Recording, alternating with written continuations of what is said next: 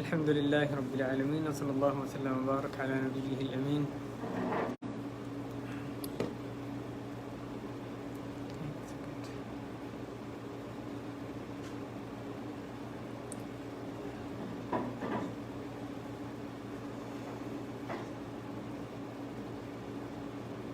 Recording in progress. الحمد لله رب العالمين وصلى الله وسلم وبارك على نبيه الأمين وعلى آله وصحابته والتابعين وبعد.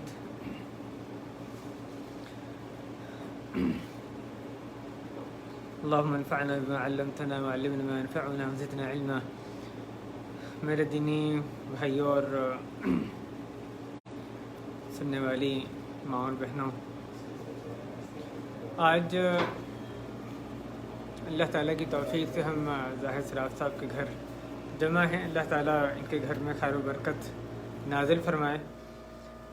جو آج کا اللہ کی توفیق سے موضوع ہے وہ سورہ بقرہ میں جو وجہ تسمیہ ہے، جس وجہ سے سورہ بقرہ کا یہ نام رکھا گیا، یعنی جو بقرہ کا اس میں قصہ ہے، اس پہ انشاءاللہ بعض جو اس میں اسباق ہیں، اس کے مطالب ہیں، اس پہ بات کریں گے انشاءاللہ. یہ آیت جو 67 آیت سے اس کی ابتدا ہوتی ہے.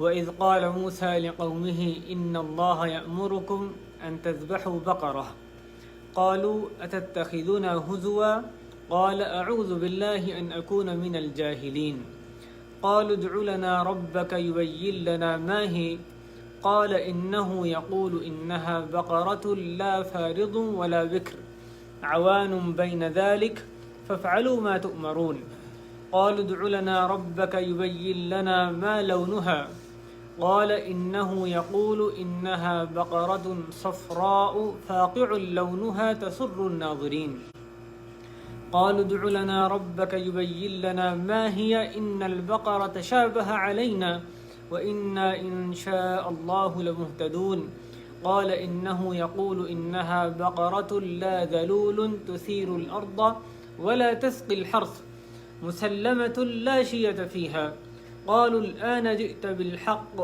فَذَبَحُوهَا وَمَا كَادُوا يَفْعَلُونَ وَإِذْ قَتَلْتُمْ نَفْسًا فَادَّارَأْتُمْ فِيهَا وَاللَّهُ مُخْرِجٌ مَا كُنْتُمْ تَكْتُمُونَ فَقُلْنَا اضْرِبُوهُ بِبَعْضِهَا كذلك يحيي الله الموتى ويريكم آياته لعلكم تعقلون.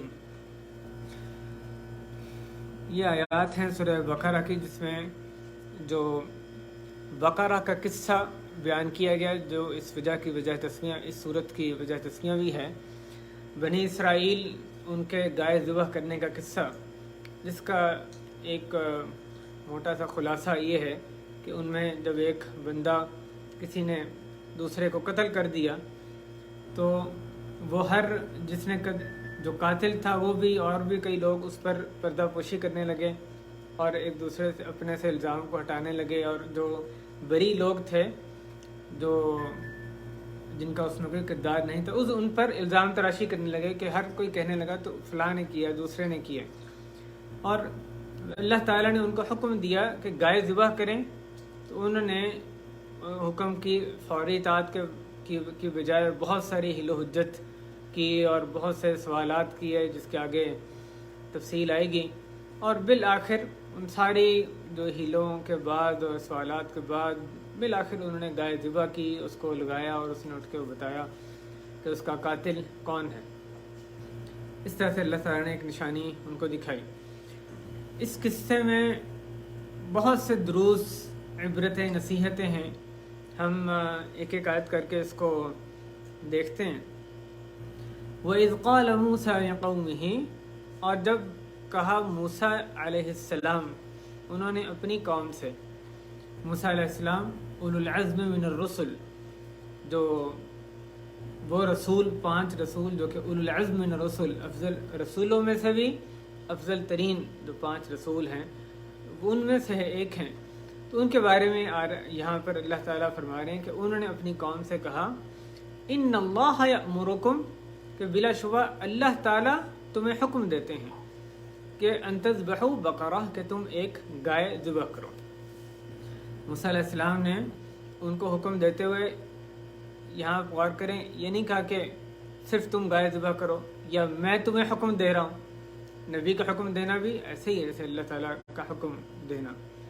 انہوں نے اپنی قوم کی فطرت جانتے تھے اور کوئی اور ہیلا سازی کوئی اور بات وہ آگے سے ان کو نہ ملے تو وہ انہوں نے کہا اللہ تعالیٰ تمہیں حکم دیتے ہیں. صاف وہ اعلان کر رہے ہیں کہ یہ حکم میری طرف سے نہیں بلکہ رب العالمین کی طرف سے. اللہ تعالیٰ تمہیں حکم دیتے ہیں کہ تم بقرہ یعنی گائے ذبح کرو. ان تذبحوا بقرہ. اب یہاں پر جو گائے ذبح کرنے کا حکم دیا اس میں جو بقرہ نکرہ کا صیغہ ہے، یعنی کوئی بھی گائے ذبح کرو. اگر وہ اس پر عمل کرتے جیسے مفسرین نے کہا، جیسے عبداللہ بن عباس رضی اللہ تعالیٰ عنہما ان سے صحیح سند کے ساتھ یہ منقول ہے کہ انہوں نے کہا کہ جب اللہ تعالیٰ نے ان کو حکم دیا بقرہ ذبح کرنے کا تو وہ کوئی بھی گائے ذبح کرتے تو ان کو کفایت کرتی. اللہ کا کام حکم تھا. اگر جو مزید کوئی صفات اس میں مطلوب ہوتی تو اللہ تعالیٰ شروع سے ہی ان کو ذکر فرماتے گائے ذبح کرو جس میں یہ چیزیں ہوں. تو اللہ نے نہیں فرمایا، صرف ایک مطلق حکم دیا تو پھر اسی کوئی بھی گائے ذبح کرتے تو مراد پوری ہو جاتی. تذبحوا بقرہ. اس پر قالوا اتتخذون ہزوا، وہ جو لوگ ہیں انہوں نے بات فوری طور پہ ماننا، اس کو تسلیم کرنا، یہ تو ان کی فطرت میں ہی گویا کہ نہیں تھا. جو بنی اسرائیل کے آگے سے ہٹ درمی، ضد اور اس قصے کو بیان کرنے سے یہاں پر مراد کیا ہے؟ ایک بنی اسرائیل کا قصہ ہمیں پتہ لگ گیا، ایک تاریخ کا ایک اور واقعہ صرف ہم جان لیں، کیا صرف یہ مقصد ہے؟ جو بھی قرآن کی آیت پڑھیں، قصہ پڑھیں، مثال پڑھیں، چاہے وہ مومنین کے حوالے سے یا مشرکین، منافقین، بنی اسرائیل، یہودی، نصرانی، کسی کے بھی حوالے سے، ہم نے اس کو اس لحاظ سے پڑھنے کی یہ آیت میرے لیے ہے. تو یہ جو قصہ ہے یہ میرے لیے ہے، اس میں میرے لیے اسباق رکھیں، میرے سیکھنے کے لیے، ہم میں سے ہر ایک کے سیکھنے کے لیے اس میں بہت کچھ رکھا ہے. محض ایک تاریخ کی کتاب تو نہیں قرآن کہ اس میں قصے ذکر کیے جا رہے ہیں، ایک قصہ دوسرا قصہ، بلکہ اس میں عبرت جو اسباق ہیں ان کی وجہ سے ان کو ذکر کیا جاتا ہے. تو اس قصے کو اسی لحاظ سے میں نے اور آپ نے بھی دیکھنا ہے کہ اس میں ہمارے لیے بہت سے اسباق رکھیں. ہم ان یہودیوں کی روش پر نہ چل پڑیں جنہوں نے یہ سارے کام کیے جن کا یہاں قصہ ذکر کیا گیا. اللہ تعالیٰ نے ان کو کہا تم کوئی بھی گائے ذبح کرو. قالوا اتتخذون ہزوا، انہوں نے کہا کہ آپ ہمیں مذاق بنا رہے ہیں، یعنی مذاق کرنے کے لیے ہمیں آپ نے ٹارگٹ بنایا، ہم آپ کو ملے ہیں کہ آپ نے ہمیں مذاق کا نشانہ، استہزاء، تمسخر کا نشانہ ہمیں بنایا. اور یہ جو چیز آپ دیکھیں کیسے اس میں اللہ تعالیٰ کے ساتھ ایک بے ادبی، یعنی حضرت موسیٰ علیہ السلام کے ساتھ بے ادبی، کس طرح کا یہ اسلوب اختیار کر رہے ہیں، کسی طرح بھی مناسب نہیں. وہ کہہ رہے ہیں اللہ تعالیٰ تمہیں حکم دے رہے ہیں اور یہ جواب میں کہہ رہے ہیں آپ ہمیں مذاق بنا رہے ہیں. یعنی اولو العزم من الرسل، برگزیدہ پیغمبر، وہ ایک اللہ کا حکم سنا رہے ہیں تو آگے سے یہ ان کو یہ کیا جواب دے رہے ہیں کہ آپ ہمیں مذاق بنا رہے ہیں. اتتخذون ہزوا. اس پر موسیٰ علیہ السلام آگے سے جواب دیتے ہیں قال اعوذ باللہ ان اکون من الجاہلین، کہ میں اللہ کی پناہ میں آتا ہوں کہ میں جاہلوں میں سے ہو جاؤں. اس میں ایک جو موسیٰ علیہ السلام نے اپنی ذات کا دفاع کیا، جو کہ کوئی بھی داعی اللہ اس پہ جب کوئی اس طرح کی الزام تراشی کی جائے تو اس کے لیے یہاں پر سبق ہے سیکھنے کا. اس پر الزام تراشی کی جا رہی، وہ خاموش نہیں رہے کہ میرے ان پر الزام کیا لگایا گیا، اتتخذون ہزوا، کہ آپ یہ جو اللہ تعالیٰ ہمیں کہہ رہے ہیں کہ اللہ تعالیٰ تو ہمیں حکم دے رہے ہیں، مذاق کر رہے ہیں ہمارے ساتھ. اب یہ کیسا الزام تھا. انہوں نے فوری طور پہ اپنا دفاع کیا کہ میں اللہ کی پناہ میں آتا ہوں کہ میں جاہلوں میں سے ہو جاؤں.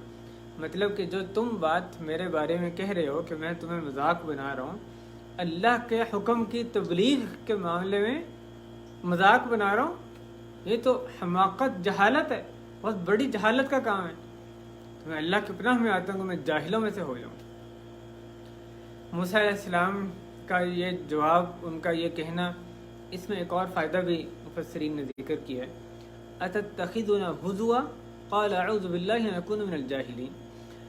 مذاق کرنا ایک ہے مزاح، سنجیدہ آدمی بعض اوقات مزاح کرتا ہے، کوئی لطیف بات، ایک یعنی دل خوش کرنے والی کوئی بات اس نے کہہ دی جس میں کہ بات برحق ہو، دوسرے کو کوئی تکلیف دینا اس میں نہ ہو، تو اس کی تو سنت میں بھی ہمیں بعض مثالیں ملتی ہیں۔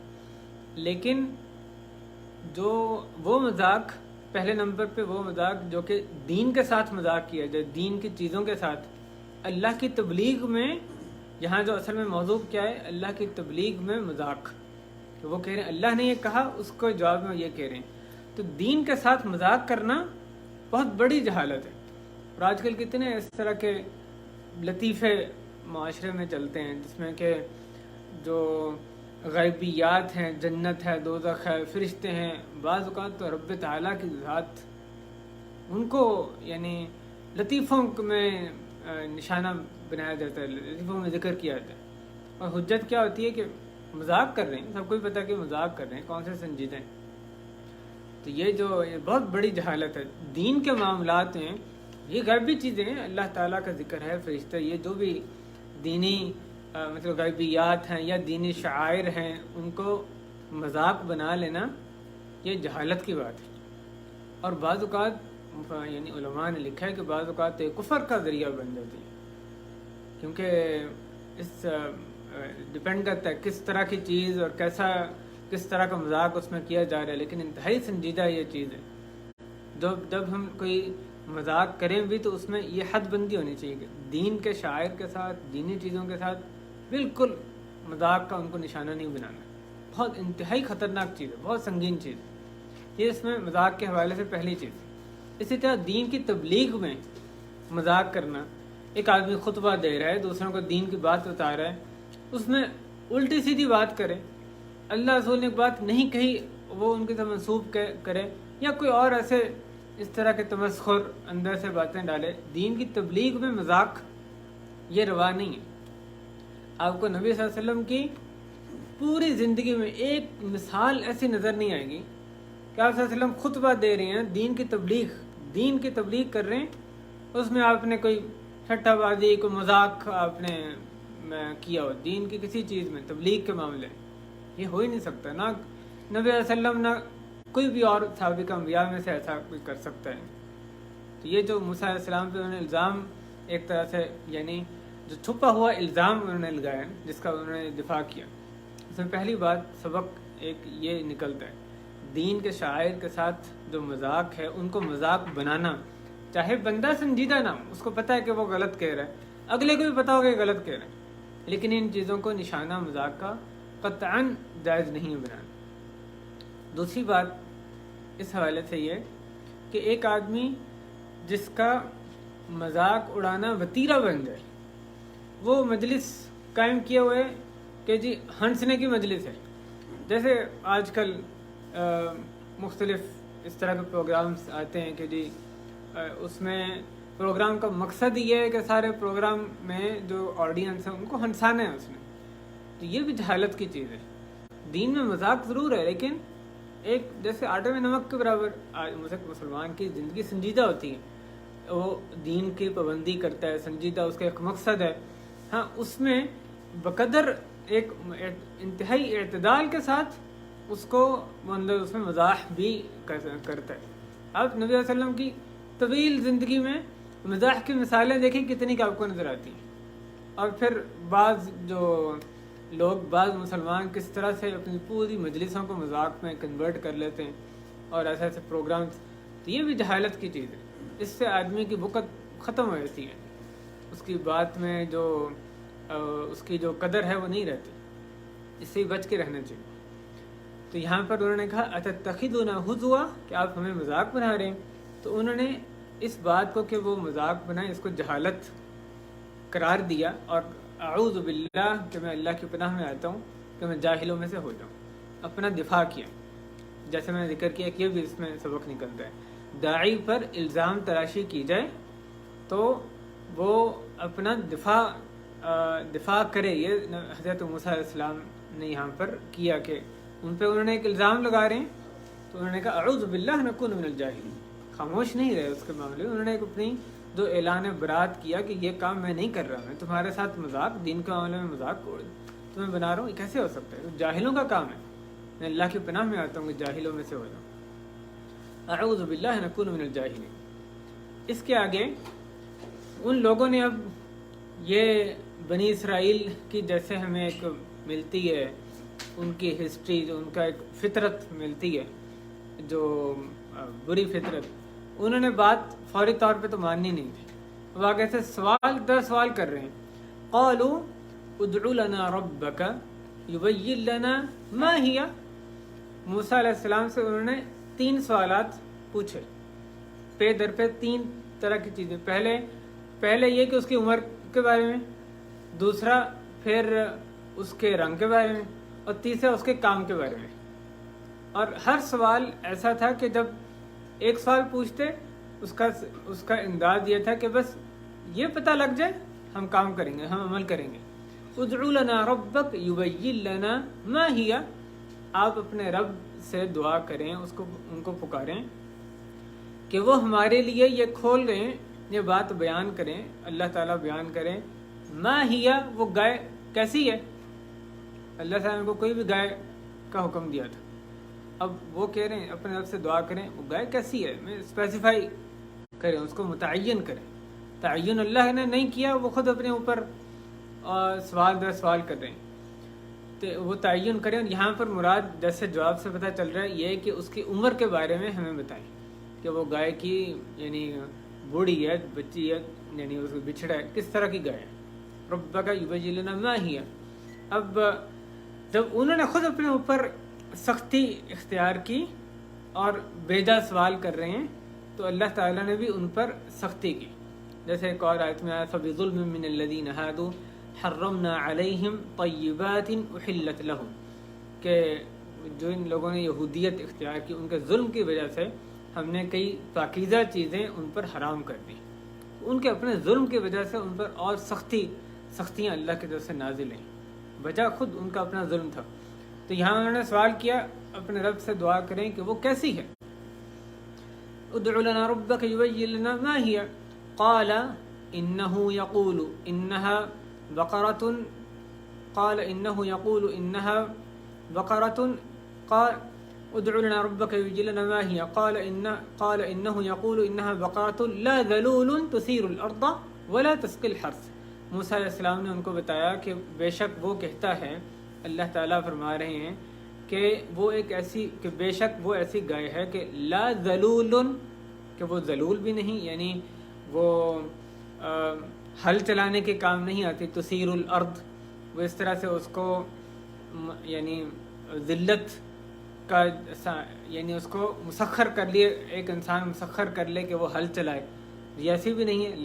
ذلول تثیر الارض، کہ وہ زمین میں ہل چلائے. ولا تسقی الحرث، اور نہ ہی وہ کھیتی کو پانی دینے کے کام آتی ہے. تو گویا کہ جو لا ذلول تثیر الارض ولا تسقی الحرث لا فارض ولا بکر.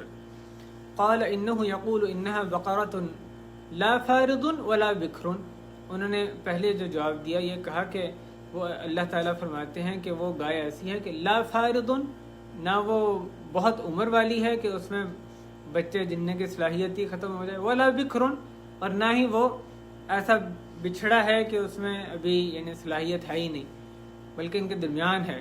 جیسے مفسرین نے کہا کہ ایسے جس کے بچے ہوں لیکن ابھی تھوڑے بچے ہوں، اس میں مزید صلاحیت ہو، ابھی جوانی اس میں باقی ہو.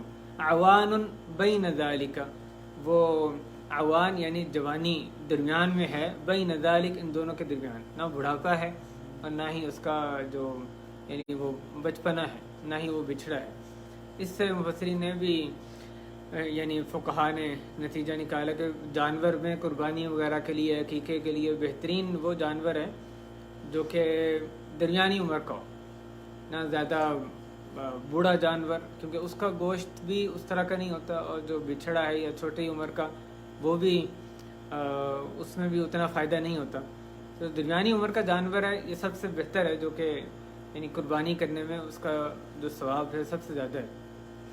عوان بین ذالک، کیونکہ انہوں نے جب سوال کیا تو اللہ تعالیٰ نے ان کو جو جواب میں متعین کی گائے وہ یقیناً دوسری گایوں سے افضل تھی. اس طرح سے اس سے نتیجہ نکالا گیا ہے. اور آپ جانتے ہیں سن جو کم سینی کی جو یعنی 2 دنتا ہونا تو ویسے شرط اس میں شریعت میں لگائی گئی ہے، اور اسی طرح جو زیادہ بوڑھا ہے جانور اس کا بھی گوشت اس طرح کا نہیں ہوتا. لا فارض ولا بکر عوان بین ذالک. اور پھر آگے موسیٰ علیہ السلام کو کہہ رہے ہیں ففعلوا ما تؤمرون، بس تم کرو جو تمہیں حکم دیا، جس کا تم حکم دیے جا رہے ہو. یہاں پر موسیٰ علیہ السلام ایک سوال کا جواب ان کو دے دیا، لیکن ان کی جو فطرت وہ جانتے ہیں، ان کے سامنے بنی اسرائیل، تو ان کو ساتھ یہ حکم دے رہے ہیں کہ اب تمہیں یہ پتہ چل گیا، تمہارے جو عمر کا سوال تھا وہ پورا ہو گیا اس کا جواب، تو اب تم جس چیز کا حکم دیا جا رہا ہے تم بجا لاؤ. اب مزید ہیلے حجت مزید سوال نہ کرو، بس اب کر دو. ففعلوا ما تؤمرون. اس سے اصولی ایک قاعدہ فقہا نے نکالے جس کی بہت سارے دلائل ہیں، اور بھی بہت سے دلائل ہیں، اس آیت سے بھی وہ نکلتا ہے. ففعلوا ما تؤمرون، اس سے یہ نکلتا ہے کہ جو امر کا صیغہ ہے، حکم دیے جانے کا صیغہ قرآن میں کہیں آئے یا حدیث میں آئے تو وہ وجوب پر دلالت کرتا ہے. جہاں بھی حکم کا صیغہ آئے تو اس سے پتہ چلتا ہے کہ وہ کام کرنا واجب ہے، فرض ہے، سوائے اس کے کہ کوئی ایسا قرینہ موجود ہو، کوئی اور ایسا نص دلیل موجود ہو جس سے پتہ چلے کہ یہاں پر وجوب کے لیے نہیں بلکہ استحباب کے لیے یا مثلا اباحت کے لیے یہاں پر حکم کا صیغہ، امر کا صیغہ یعنی ذکر ہوا ہے. فائدہ یہ ہے کہ جہاں پر حکم کا صیغہ اللہ تعالیٰ کہیں یہ کرو، نبی کریم صلی اللہ علیہ وسلم کہیں یہ کرو، تو ہمیں جب کہا جائے کرو اس کا مطلب وہ چیز فرض ہو گئی.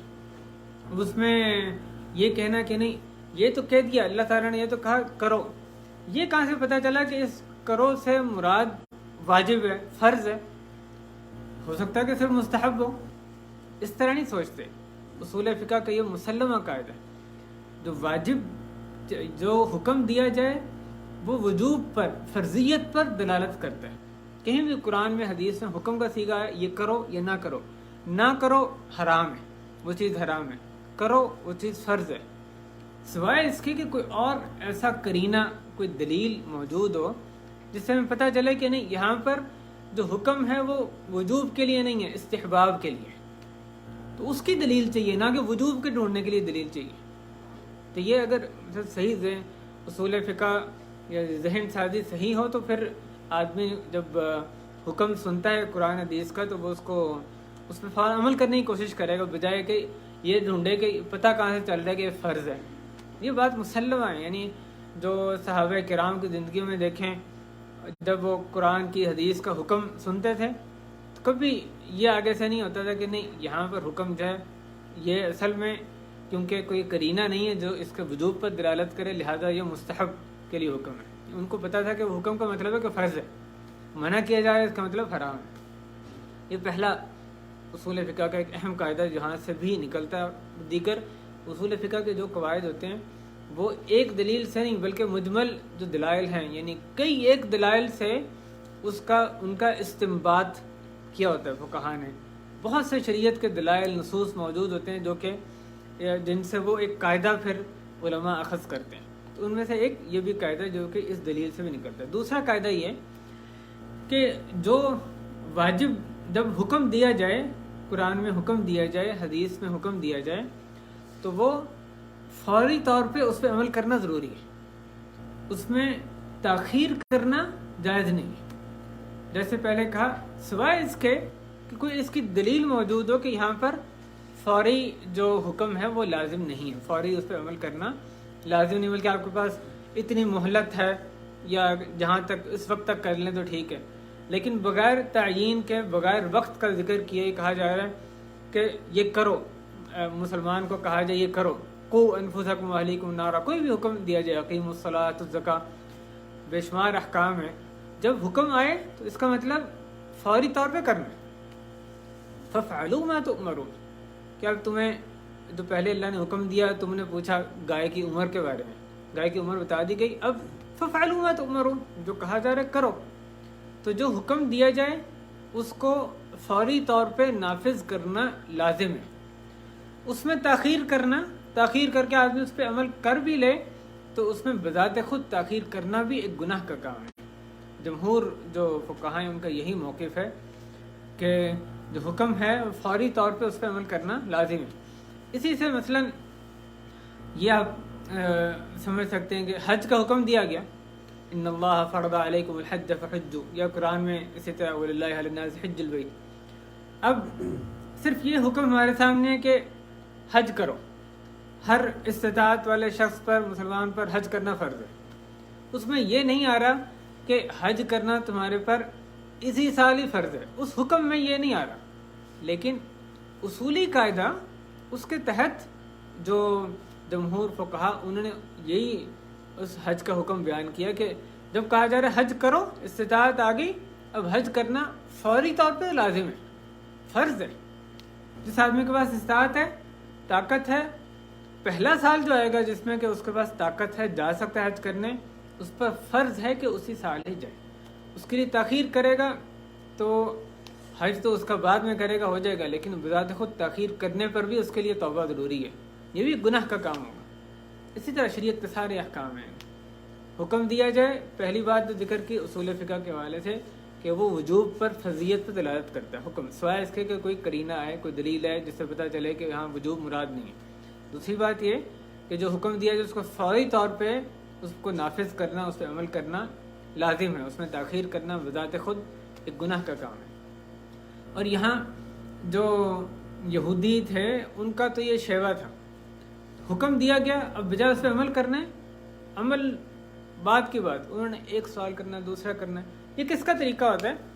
جو اہل ایمان ہوتے ہیں وہ ان کو جب حکم دیا جاتا ہے، صحابہ کرام کی مثال دیکھیں، جب ان کو حکم دیا گیا، مثلا سورہ بقرہ کی آیت نازل ہوئی للہ ما فی السماوات وما فی الارض وان تبدوا ما فی انفسکم وتخفوه یحاسبکم به اللہ، تو انہوں نے ایسا حکم جب سنا جو کہ وہ یہ سمجھ رہے تھے اس پر عمل نہیں کر سکتے، تب بھی انہوں نے آگے سے ہٹ درمی کو مظاہرہ نہیں کیا، انکار نہیں کیا، بلکہ ان کو جیسے حکم دیا گیا کہ سمعنا واطعنا، سمعنا واطعنا، حتیٰ کہ سب کی زبانیں سے تر ہو گئیں، یہ بات یعنی زبان زدیام ہو گئی کہ سمعنا واطعنا، بس ہم نے بات سنی، اطاعت کی۔ پھر اللہ تعالیٰ نے تخفیف نازل فرما دی، لا یکلف اللہ نفسا الا وسعها، کہ اللہ، اور جیسے اس کی آیت میں جو آگے بھی بتایا جا رہا ہے جس میں کہ یعنی جہالت، جس کو نہیں پتا یا غلطی سے کام ہو گیا، اس کی معافی کا اعلان کیا گیا۔ تو صحابہ کرام کا طریقہ کیا تھا؟ جب کسی حکم کو پتہ چلا اس پہ عمل کرنے کی کوشش کرنی ہے، اور ایک مومن کا یہی طریقہ ہوتا ہے، کیونکہ وہ جانتا ہے اللہ کی طرف سے حکم آ رہا ہے، رسول کی طرف سے حکم آ رہا ہے، جیسے ہی حکم آتا ہے اس کو اللہ کی محبت دل میں ہوتی ہے، فوری طور پہ اطاعت کا جذبہ ہوتا ہے، کوشش کرتا ہے اسے عمل کرنے۔ جو منافق ہیں ان کا طریقہ کیا ہے؟ وہ کوشش پہلے تو کرتے ہیں کوئی رستہ مل جائے کہ اس پہ عمل کرنا نہ پڑے، ایک سوال کریں گے، دوسرے سوال کریں گے، مین میخ نکالیں گے، اگر مگر کریں گے، کوئی رستہ نہیں ملے گا تو بادل نخواستہ اٹھیں گے، اس پہ اتنا عمل کریں گے جتنا کہ لازمی عمل کرنا ہے۔ وَإِذَا قَامُوا إِلَى الصَّلَاةِ قَامُوا كُسَالَىٰ، منافقین کے بارے میں اللہ نے کہا، نماز کے لیے کھڑے ہوتے ہیں، نماز کے لیے قائم کرتے ہیں تو قاموا كُسَالَىٰ، نماز کے لیے کھڑے ہوتے ہیں تو سستی، کسمساتے ہوئے کھڑے ہوتے ہیں، دل نہیں چاہ رہا۔ يُرَاءُونَ النَّاسَ وَلَا يَذْكُرُونَ اللَّهَ إِلَّا قَلِيلًا۔ تو صحابہ کرام کا جو طریقہ تھا یکسر مختلف بنی اسرائیل یہودیوں کا طریقہ تھا، جو آگے سے یہ ایک سوال اور دوسرا سوال اس طرح سے ان کا دیکھنے میں آ رہا ہے۔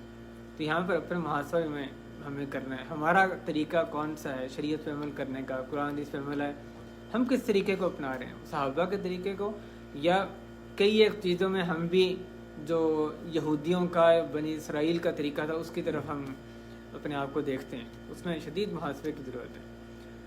تو یہاں پر اب فَفْعَلُوا مَا تُؤْمَرُونَ، بس تم کرو جس کا تمہیں حکم دیا جا رہا ہے۔ اب ان لوگوں نے پہلا جو سوال کیا تھا اس میں صاف ظاہر تھا کہ سوال کا انداز یہ کہ اگر ہمیں یہ پتہ لگ جائے اس کی عمر تو ہم اس پر بس عمل کریں گے، مزید نہیں کریں گے۔ لیکن انہوں نے پھر دوسرا سوال کیا، قَالُوا ادْعُ لَنَا رَبَّكَ يُبَيِّن لَنَا مَا لَوْنُهَا، انہوں نے کہا آپ اپنے رب کو پکاریں کہ وہ ہمیں یہ بتائے کہ اس کا رنگ کیا ہے۔ یہ تو پتہ چل گیا عمر کتنی ہونی چاہیے، رنگ کیا ہے اس کا؟ حالانکہ رنگ کی پابندی تھی کوئی نہیں، اب وہ خود اپنے اوپر سختی کرنا چاہ رہے ہیں۔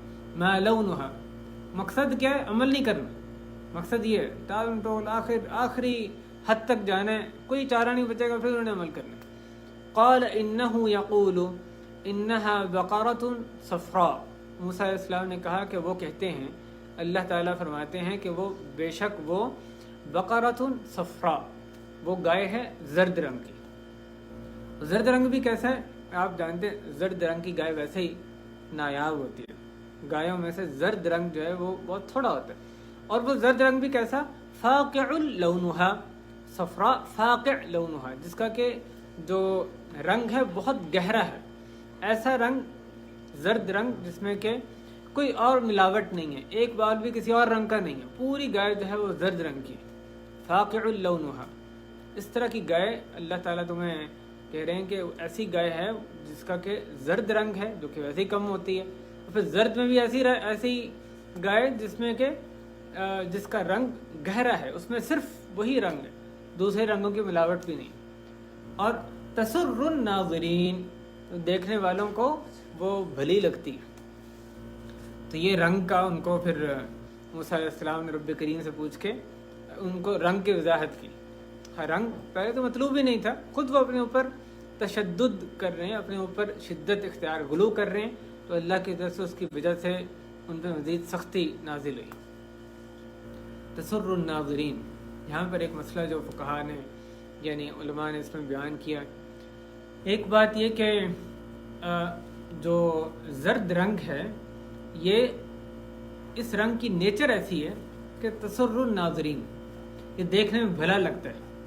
تو مثلا جو خواتین جب احداد میں ہوتی ہیں، جو عدت میں ہوتی ہیں، جس میں کہ ان کے لیے عدت وفات، جس میں کہ زیب و زینت اختیار کرنا ان کے لیے جائز نہیں ہوتا، کہ وہ کوئی زیور نہیں پہنیں گی اور اس طرح کی نہیں، اپنا میک اپ نہیں کریں گی، تو اس میں فقہاء نے یہ بھی ذکر کیا کہ اور خوبصورتی والے کپڑے، زینت والے کپڑے نہیں پہنیں گے، جیسا کہ جو زرد کپڑے ہیں یا لال کپڑے ہیں۔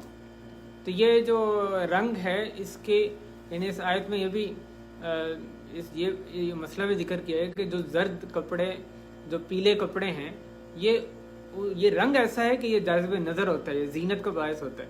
تو جو خواتین عدت میں ہوں، عدت وفات، ان کو اس سے منع کیا جائے گا۔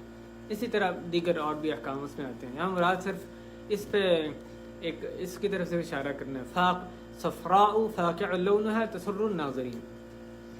دوسری بات یہ کہ جو اس میں آخر میں آ رہا ہے تسر الناظرین، تو اس سے پتہ چلا کہ اگر اچھا رنگ، نیچرل کوئی چیز ہے، اس کا رنگ اچھا لگ رہا ہے، تو اسلام نے اس کو مباح قرار دیا، اس کو غلط نہیں کہا کہ آپ مثلا پھول ہیں، جانور ہے، کوئی تتلی ہے، پرندے ہیں، بہت طرح کے اللہ تعالیٰ کی کیا کیا مخلوقات ہیں، سبحان اللہ، انسان کو کچھ کا پتہ ہے کتنا نہیں پتہ، اب وہ دیکھ کے اس کو بھلی لگتی ہیں، آنکھوں میں اچھا لگتا ہے، رنگ برنگی چیزیں اللہ تعالیٰ نے جیسے اللہ کی جو خلقت ہے، تو ایسی چیزیں دیکھنا، خاص طور پہ بھی دیکھی جائیں کہ دیکھو یہ پھول کیسے بنے ہیں، اللہ کی فلاں مخلوق، کوئی جانور کیسا بنا ہے، اس کے رنگ سے محظوظ ہونا، اپنے لطف اٹھانا غلط نہیں ہے، تسر الناظرین۔ اس مقصد سے بھی آدمی اگر ایسی اللہ کی مخلوق کو دیکھتا ہے اور اس پر سبحان اللہ کی تسبیح بیان کرتا ہے کہ یہ جو چیز ہے کیسی ہے، کیسی اللہ نے تخلیق بنائی ہے، اس میں کوئی غلط چیز نہیں ہے۔ یعنی الوان جمیلہ، جو خوبصورت الوان ہیں، اس میں غلط نہیں ہے، ان سے فائدہ اٹھانا۔ لیکن ایک اور چیز ہے فنون جمیلہ، جو اچھا رنگ پروڈیوس کرنے کے لیے، اس کو لانے کے لیے دنوں نہیں بلکہ ہفتوں صرف کیے جائیں، اور آخر میں ایک اچھے اپنے بتا میں خود ایک اچھے رنگ والی جو ہے جاذب نظر کوئی آپ نے چیز تیار کر دی، پینٹنگ کر دی، کوئی اور ایسے مجسمہ کسی چیز کو بنا دیا کہ چیز دیکھنے میں اچھی لگتی ہے، تسر الناظرین، تو یہ شریعت کا حصہ نہیں ہے۔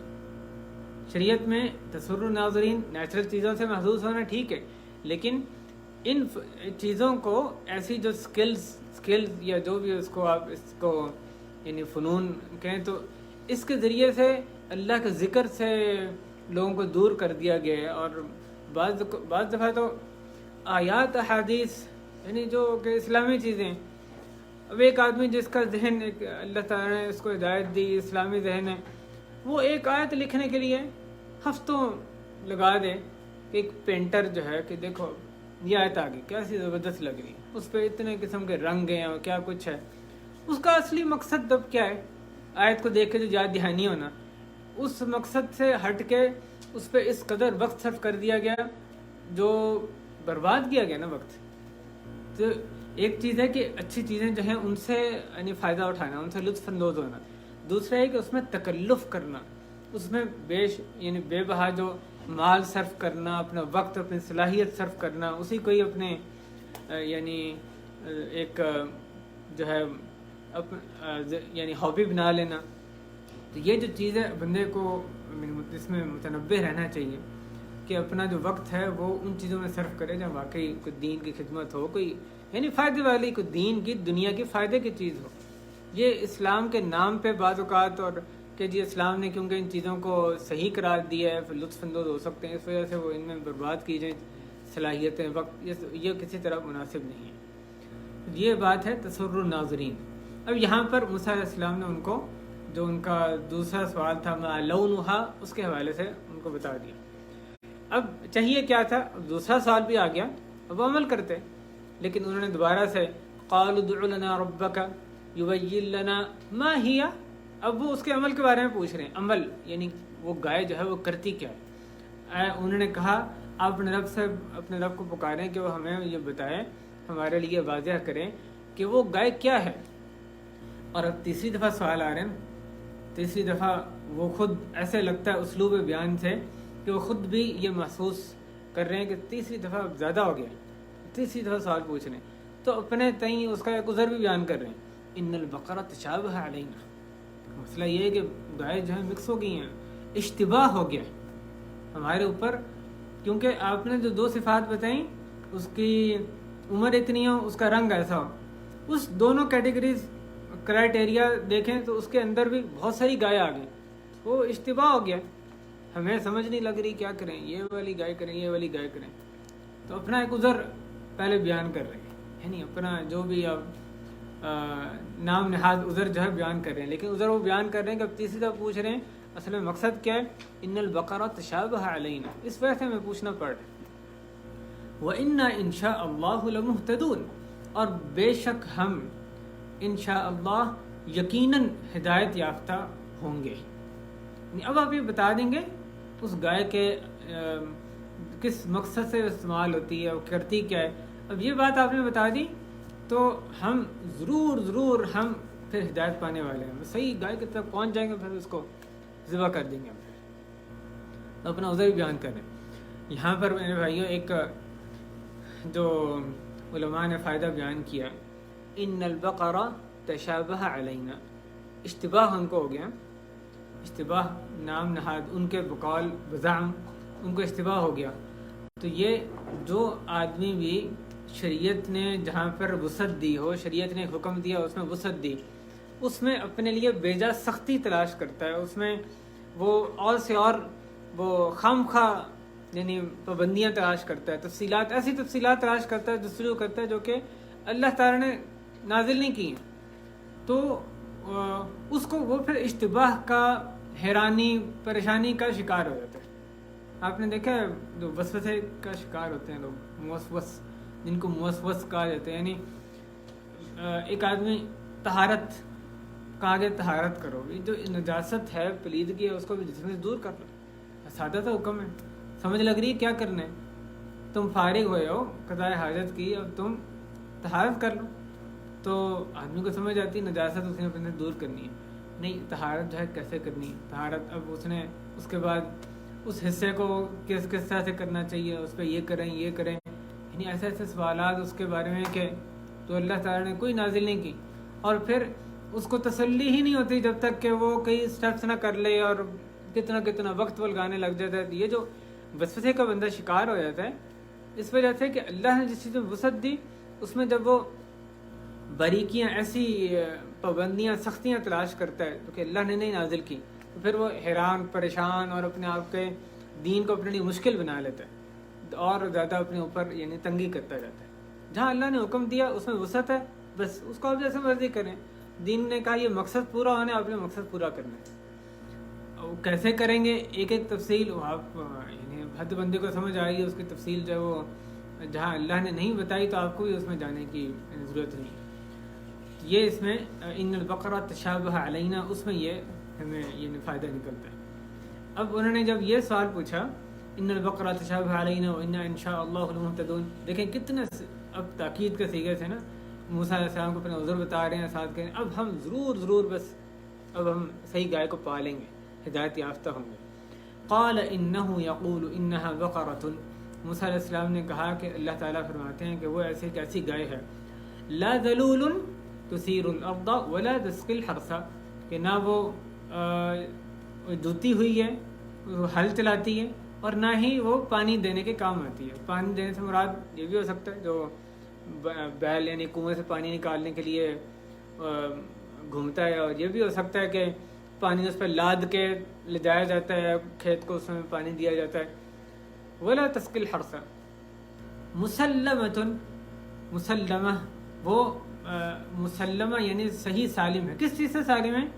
اس میں مفسرین نے دونوں معنی مراد لیے ہیں کہ ہو سکتا ہے مطلب یہ ہے کہ مسلمہ یعنی کسی بھی کام کرنے سے محنت مشقت سے وہ سالم ہے، یا یہ مطلب ہے کہ کسی بھی عیب سے جو نقص ہے اس سے وہ سالم ہے، اس سے وہ پاک ہے۔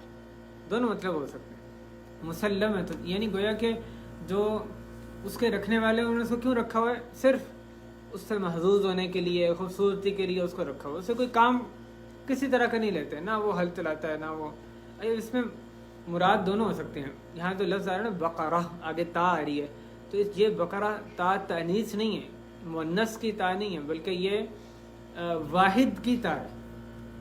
بقر جمع ہے اور مفرد بقرہ، جیسے شجر جمع ہے اس کی مفرد شجرہ، نمل جمع چونٹیاں اس کی مفرد نملہ۔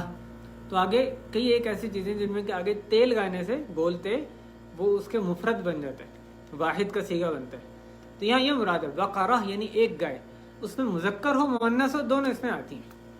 میں مقصد یہ کہ اس میں بیل بھی مراد ہو سکتا ہے، گائے بھی مراد ہو سکتی ہے، دونوں ہو سکتا ہے آخر میں جس کو ذبح کیا ہو بیل ہی ہو، تو اس میں مذکر مؤنث دونوں صیغے بقرہ کے لفظ کے اندر آتے ہیں، چاہے وہ گائے ہے بیل ہے۔ تو یہاں پر جس گائے کو اب آخر میں حکم دیا گیا تو پتہ یہ چلا کہ اس کو بغیر کسی کام کاج کے لیے استعمال نہیں کیا جاتا، صرف اس کو بس رکھا ہوا ہے زینت کے لیے، ایک اچھا بھلا لگ رہا ہے اس کے لیے اس کو رکھا ہوا ہے۔ اور یہاں پر یعنی قال انه يقول انها بقرة لا ذلول تثير الارض ولا تسقي الحرث مسلمة لا شية فيها، لا شية فيها، اس میں کوئی عیب نہیں ہے۔ ایک یہ ترجمہ کیا گیا شیعہ کے لفظ کا عیب، دوسرا کیا گیا کہ اس میں کوئی ملاوٹ نہیں ہے، کہ اس میں جو پہلے زرد رنگ بیان کیا گیا اس میں کسی اور رنگ کی ملاوٹ نہیں ہے۔ تو یہ دو ترجمے اس کے کیے گئے، لا شیۃ فیہا۔ قالوا، وہ کہنے لگے الآن جئت بالحق، اب آپ حق لے کر آئے ہیں، یعنی معاذ اللہ جیسا کہ موسیٰ علیہ السلام پہلے جو بات کہی تھی وہ تو باطل تھی نا، اس طرح اس کا جو چھپا ہوا مطلب یہی نکلتا ہے جب ساری باتیں یہ کیسا ہے یہ کیسا ہے کام کیسے کرتی ہے سب کچھ بتا دیا، اب وہ کہہ رہے ہیں الآن جئت بالحق، اب آپ حق بات لے کر آئے ہیں، اب صحیح بات بتائی نا کہ یہ اس طرح کی گئے ہیں۔ پہلے موسیٰ علیہ السلام نے سب سے پہلے جو حکم دیا تھا اللہ تعالیٰ کی طرف سے انہوں نے حکم دیا تھا وہ کیا تھا؟ اولو العزم من رسول کیسی بات انہوں کہہ رہے ہیں الآن جئت بالحق فذبحوها وما كادوا يفعلون. اس سے ایک اور یعنی اس کے بعد آ رہا ہے کہ فذبحوها پس انہوں نے اس کو ذبح کیا وما كادوا يفعلون اور لگتا نہیں تھا کہ وہ ذبح کریں گے. مقصد صرف ذبح کرنا تو نہیں تھا نا, مقصد یہ تھا کہ فوری طور پہ اللہ کے حکم کی تعمیل کی جاتی. اتنے ہیلے سازی کر کے اتنی حجتیں کر کے سوال در سوال کر کے آخر میں ذبح کر رہے ہیں, یہ تو مقصد نہیں تھا. یعنی مقصد تو تھا کہ فوری طور پہ اللہ کے حکم کو پورا کرتے. وما كادوا يفعلون, تو اللہ تعالیٰ نے ان کی مذمت یہاں پہ بیان کی. یہاں پر ایک جو مسئلہ فقہا نے اس آیت کے ضمن میں ذکر کیا وہ بیع السلم کا مسئلہ ہے. بیع السلم کے جانور میں بیع السلم جائز ہے. یہ بات اس سے ایک ذکر یعنی اس آیت سے اس کو استدلال کیا گیا. بیع السلم کیا ہوتا ہے؟ عام اصول یہ ہے کہ لا تبع ما لیس عندک, جو آپ کے پاس نہیں ہے, آپ کے اس وقت آپ کے پاس چیز موجود نہیں ہے, آپ کی ملکیت میں نہیں ہے, اس کو آپ بیچ نہیں سکتے. کسی سے سودا کرنا جو چیز میرے پاس ہے ہی نہیں, جائز نہیں ہے. عام اصول یہ ہے شریعت کا. لیکن بعض اوقات اس کی ضرورت ہوتی ہے کہ آدمی ایسی چیز بیچے, ایسی چیز کا سودا کرے جو ابھی موجود نہیں ہے, جو بھی بنانی ہے یا اس نے خریدنی ہے. تو شریعت نے اس کے لیے السلم بیع السلم کے ایک جو یعنی بیع و شراء کی ایک صورت ہے جس کو جائز قرار دیا, جس میں کہ 100% ادائیگی پیشگی کر دی جاتی ہے, ایڈوانس ادائیگی کی جاتی ہے, اور جو اس کے اوصاف ہیں, اس کی جو یعنی اسپیسیفکیشنز ہیں, جس چیز کا آرڈر دیا جا رہا ہے, اس کو پوری ڈیٹیل کے ساتھ بتایا جاتا ہے.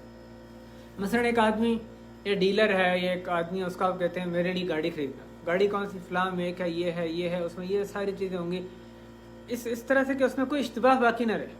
پوری جو اسپیسیفکیشن اس کو بتا دی گئی کہ اس طرح کی گاڑی ہے, یہ ایڈوانس میں 100% تمہیں پیمنٹ دے رہا ہوں, اور بیع السلم کے صحیح ہونے کی ایک شرط یہ بھی ہے کہ اس کی مدت محدود ہونی چاہیے, اتنی دیر میں تم نے مجھے سودا جو ہے لا کر دینا, گاڑی یا جس چیز کا بھی ہو ہے.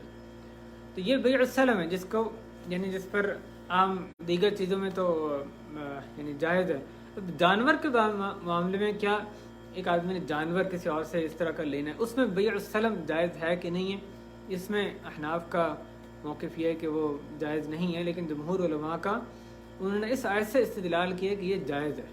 یعنی آپ نے کسی جانور خریدے ہیں تو اس میں بیع السلم کا معاملہ کیا جا سکتا ہے. اس میں دیگر تفصیلات بھی ہیں, بیع السلم ظاہر ہمارا موضوع نہیں ہے, لیکن اس آیت سے یہ استدلال, یہ دلیل نکلتی ہے کہ بیع السلم جانور کے معاملے میں بھی جائز ہے, جیسے دیگر کئی چیزوں میں جائز ہے. کیونکہ جانور کی اس آیت سے کیسے پتہ چل رہا ہے کہ جانور کی جو صفات ہیں ان کا تعین ایسے کر سکتے ہیں کہ اس میں یہ ہو کہ آخر میں وہ بالکل ایک متعین جانور ہو جائے, پتہ ہو کہ بالکل ایسا یہ اسپیسیفکیشن ہے جس کا کہ جانور چاہیے, گھوڑا خریدنا, بیل جو بھی خریدنے, اس کے مطابق اگلا بندہ بیع السلم جو اس معاملہ کراتا ہے. اب یہاں پر یہ وما كادوا يفعلون, اللہ تعالیٰ نے ان کی ساری ہٹ درمی بیان کی اور آخر میں کہا کہ وہ لگتا نہیں تھا کہ کریں گے, انہوں نے آخر میں ذبح کیا. جو اس قصے کے بعد جو پھر اللہ تعالیٰ اس قصے کی جو وجہ ہے, اس گائے کو ذبح کرنے کا کیوں حکم دیا گیا, اس کے بیان فرما رہے ہیں. وَإِذْ قَتَلْتُمْ نَفْسًا, اور جب تم نے ایک نفس کو قتل کر دیا, فَادَّارَأْتُمْ فِيهَا, بس تم نے ایک دوسرے سے اپنے سے اس میں جھگڑا کرنے لگے, ایک دوسرے سے جو اس الزام کو دور کر رہے تھے, جھگڑا کر رہے تھے کہ میں نے نہیں کیا, میں نے فلاں نے کیا. فَادَّارَأْتُمْ فِيهَا وَاللَّهُ مُخْرِجٌ مَا كُنْتُمْ تَكْتُمُونَ, اور اللہ تعالیٰ نکالنے والے تھے جو کچھ تم چھپا رہے تھے. جو قاتل چھپا رہا تھا وہ بھی, اور جو لوگ اس کو جانتے تھے قاتل کو, جو اس کی غلط حمایت کر رہے تھے, اس کی پرداپوشی کرنا چاہتے تھے, تو اللہ تعالیٰ یہ بات ظاہر کرنا چاہتے تھے, کرنے والے ہیں کہ کون قاتل ہے, اور جو لوگ چھپا رہے ہیں اس کو وہ غلطی پر وہ کون لوگ ہیں. واللہ مخرج ما کنتم تکتمون. اب یہاں پر یہ کیوں ذکر کیا کہ پہلے گائے کا پورا قصہ آیا اور اس میں یہ ذکر نہیں کیا کہ گائے ذبح کرنے کا حکم کیوں دیا. اب یہاں پر آ رہا ہے کہ انہوں نے اس طرح سے ایک واقعہ ہوا ناحق, یعنی قتل ہوا, وہ لوگ ایک دوسرے سے الزام کو ہٹا رہے تھے, اللہ نے کہا, اللہ تعالیٰ ظاہر کرنے والے ہیں, فَقُلْ نَضْرِبُوهُ بِبَعْضِهَا, تو ہم نے کہا کہ تم اس کے ایک حصے کو, اس میت کو مارو, اس مقتول کو, اس گائے کے ایک ٹکڑے سے اس کو ضرب لگاؤ, اس کو مارو. تو یہاں پر فقل نضربہ ببعضھا یہ پچھلے قصے کی طرف گائے کی طرف یہاں اشارہ کر کے ان دونوں کو جوڑ دیا گیا. تو وہ ایک یعنی دو قصے بھی ہیں اور ببعضھا کے سے ان کا آپس میں جو ربط ہے وہ بھی قائم کر دیا گیا. بعض نے تو کہا کہ نہیں گائے جو ہے وہ اس وجہ سے ذبح کرنے کا حکم دیا گیا کہ وہ گائے کی بہت تقدیس کرتے تھے, جو آل فرعون کی ان میں غلط چیزیں کچھ چلتی آ رہی تھیں, اسی کی وجہ سے بچھڑے کی عبادت کی. لیکن دوسری بات ایک مشہور اس میں تفسیر ہے یہ کہ حکم ہی اصل میں اسی لیے دیا گیا کہ اس مردے کو زندہ کرنا اس طریقے سے اللہ تعالیٰ نے کو اپنی نشانی دکھانی تھی, اس کو ظاہر کرنا ہے قاتل کون ہے, اس وجہ سے حکم دیا گیا. لیکن اس کی وجہ شروع میں بیان نہیں کی گئی. جیسا کہ دو قصے ہوتے ہیں پوری ان کی ہٹ درمی اور سارا بیان کیا گیا, وہ آخر میں آ رہا ہے کہ انہوں نے جب یہ کر لیا تو ہم نے کہا اضربوہ ببعضھا کہ اس کو اس کے ایک حصے سے مارو. اسرائیلیات میں ہمیں تفصیلات ایسی ملتی ہیں کہ کون سا حصہ تھا, کسی نے کہا دم تھی, کسی نے کہا سر تھا, کسی نے کچھ اور اس کی ران تھی. لیکن ان تفصیلات کو نہ جاننے کا ہرگز کوئی نقصان نہیں ہے. اگر ان کو کوئی فائدہ ہوتا تو اللہ رسول بیان فرما دیتے ہمارے لیے کہ اس میں فلاں تفصیل بھی اس کے اندر ایک اور ہے.